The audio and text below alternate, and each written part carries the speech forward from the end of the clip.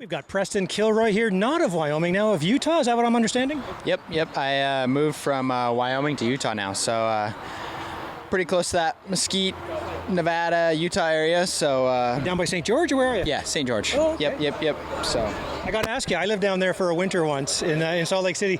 If you're going to a mountain for snowboarding or skiing, which one do you hit? so my favorite one is actually up in Wyoming, from where I'm from.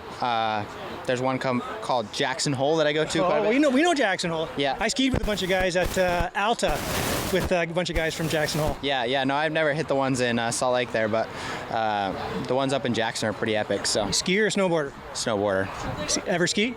I started out on skis, moved to snowboard. Familiar story. I gave my skis away back in the day. Yeah. All right, buddy. So now the big news is obviously you came up here to race the 450 down to the 250. Just take us through that decision and how you feel about it. Yeah, Kev approached me end of last year about possibly moving down to the 250, and like I said, I feel the 250 fits me a little bit better. You know, I ride the 450 better, but the 250 I feel a lot more comfortable on. So when he asked me about it, I was all gung-ho because I rode the 250 a bunch down the States, and like I said, I feel a lot more comfortable on a 250 than a 450, just because I haven't raced a 450 in the national scene very much besides last year. So, I'm excited for the 250 this year. Okay, and I've got to ask you, it's kind of tough because your teammate, Sebastian Racine, is a kid that we've got penciled in for podiums and maybe wins and things too. How is that dynamic between the two of you? And who's going to beat who?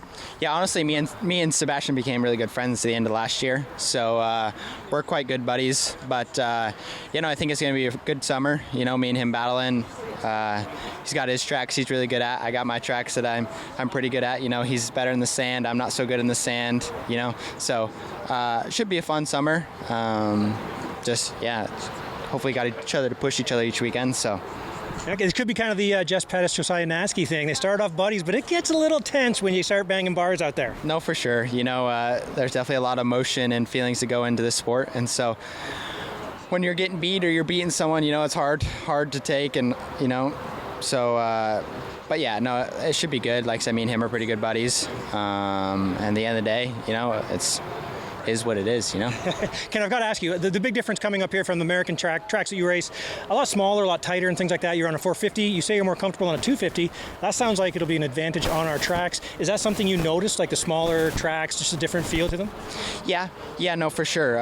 Especially on the 250. I feel like in tighter scenarios, like some of the tracks up here, I can get my bike turned a little bit better. Therefore, you know, I ride a little bit better. So I think that'll play into my advantage. And then plus the sand tracks, like a 450 becomes a lot of bike on the sand, and especially where I'm a little bit smaller of a guy.